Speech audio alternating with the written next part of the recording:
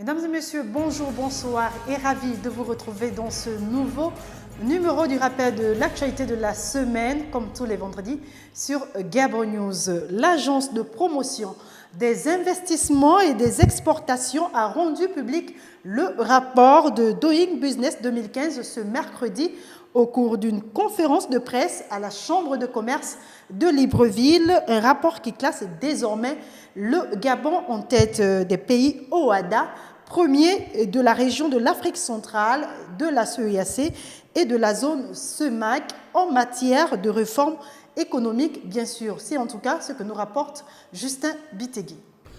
Le rapport annuel du Doing Business 2015 publié le 29 octobre classe le Gabon à la 144e place. Ces données publiées dans le rapport de cette année montrent que l'Afrique subsaharienne a enregistré le plus grand nombre de réformes avec 75 réformes sur les 230 recensées. Le Gabon, bien que 5e l'an dernier, est désormais en tête au sein des pays OHADA et de la région de l'Afrique centrale, celle de la CEMAC. Cette année, le rapport Doing Business 2015, publié le 29 octobre, classe le Gabon à la 144e place, soit le premier dans l'espace OHADA, premier dans l'espace CEEAC et premier dans l'espace CEMAC.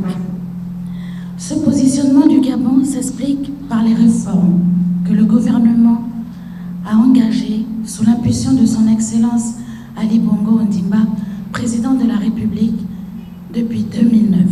La Banque mondiale évalue le Gabon suivant les réponses des représentants du secteur privé et des administrations. Doing Business est un instrument qui nous permet de classer les pays les uns par rapport aux autres, par rapport à la facilité de faire des affaires.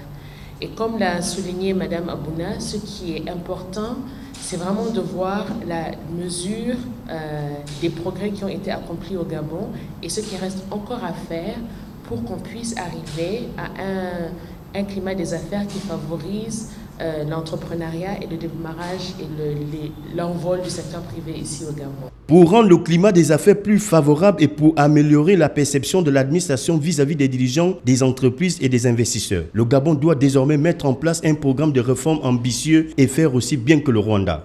L'agence gabonaise de presse observe un mouvement de grève depuis plusieurs mois déjà et le quotidien Gabon Matin n'est plus dans les kiosques à journaux. Depuis lors, les agents de ce média public réclament le paiement intégral de leur salaire qui reste impayé bien sûr jusqu'aujourd'hui. Heureusement, la présence du ministre en charge de la communication dans les locaux de cet organe de presse a quelque peu rassuré les agents. Reportage de Marvin Beril, Martial Tsonga sur les images de Refus Tsoga.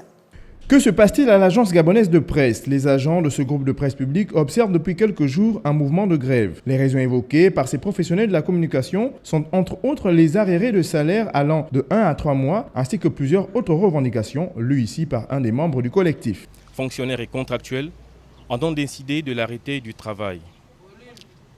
Cet arrêt fait suite à plusieurs dysfonctionnements constatés au sein de l'entreprise, dont le paiement de 2 mois d'arriérés de salaire pour les agents contractuels, le paiement des 3 mois d'arriérés de primes de responsabilité des fonctionnaires affectés à l'AGP, retour en kiosque du journal Gabon Matin avant le 30 novembre 2014.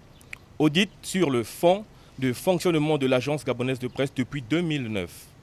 Institution d'une prime trimestrielle de rendement, versement de la prime de panier dont la direction en est seule bénéficiaire, réajustement de la prime de transport fixée à 35 000 francs CFA, tel que décidé par décret du Conseil des ministres en 2010 par le chef de l'État, réhabilitation de la prime d'agence supprimée aux agents fonctionnaires, versement de la prime de logement à tous les agents contractuels de l'agence gabonaise de presse, acquisition du nouveau bâtiment de l'AGP dans l'immédiat, élargissement de la prime d'incitation à la performance PIP aux agents contractuels de l'AGP comme c'est le cas à la RTG 1 et 2.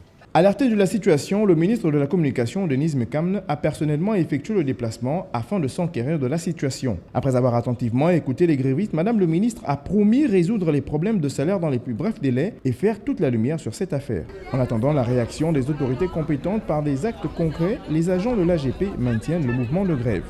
Dans la suite de ce rappel de l'actualité de la semaine, en prélude à sa rentrée académique 2014-2015, fixée ce lundi 17 novembre 2014, l'Université internationale de Libreville vient d'organiser il y a quelques jours sa journée portes ouvertes. Cette journée a permis au recteur de cet établissement supérieur de vanter les mérites de l'éducation. Compte rendu de Martial Tsonga et Justin Bitégué. C'est devant le corps diplomatique accrédité au Gabon, des opérateurs économiques, des élèves, étudiants et leurs parents venus nombreux que la nouvelle Université internationale de Libreville a organisé sa journée portes ouvertes pour faire connaître le campus des Sassa. Une occasion pour le recteur de s'évertuer sur l'éducation. Je crois que nous pouvons tous nous accorder pour dire que l'éducation doit être considérée comme un élément essentiel qui sous-tend le développement humain et le progrès d'une société. C'est la condition première de l'intégration sociale dans un État. Elle permet d'améliorer la participation démocratique, de lutter contre les discriminations et d'améliorer la croissance. Il faut promouvoir l'éducation. C'est l'un des facteurs qui anime les responsables du campus des Sassa avec un personnel d'encadrement bien formé. Plus que n'importe quelle matière première, c'est la matière grise qu'il convient d'exploiter. C'est cet or gris qui fait la richesse des nations et leur capacité à s'affirmer dans ce monde en pleine mutation. C'est la seule richesse qui nous plaît de s'accroître au fur et à mesure qu'on l'exploite. L'Université internationale de Libreville offre pour le moment 2 filières de formation, à savoir celle de droit et de gestion et économique appliquée. Les cours seront dispensés par des enseignants titulaires et des professionnels. Le nouvel ouvrage de Jean-Bédel Mabika qui s'intitule « Le Gabon, une civilisation puissante » a fait l'objet d'une conférence de presse le week-end écoulé à Libreville, bien sûr.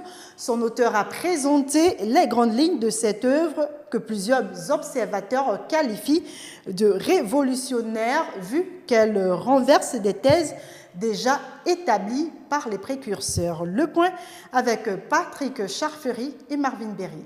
Le livre intitulé « Gabon, civilisation puissante » a été présenté ce samedi 15 novembre à la Chambre de commerce par son auteur Jean-Bédel Mabika. Ce livre, qui est une synthèse de plusieurs travaux scientifiques existants, révolutionne la science, notamment l'histoire, en tant qu'il renverse des thèses déjà établies.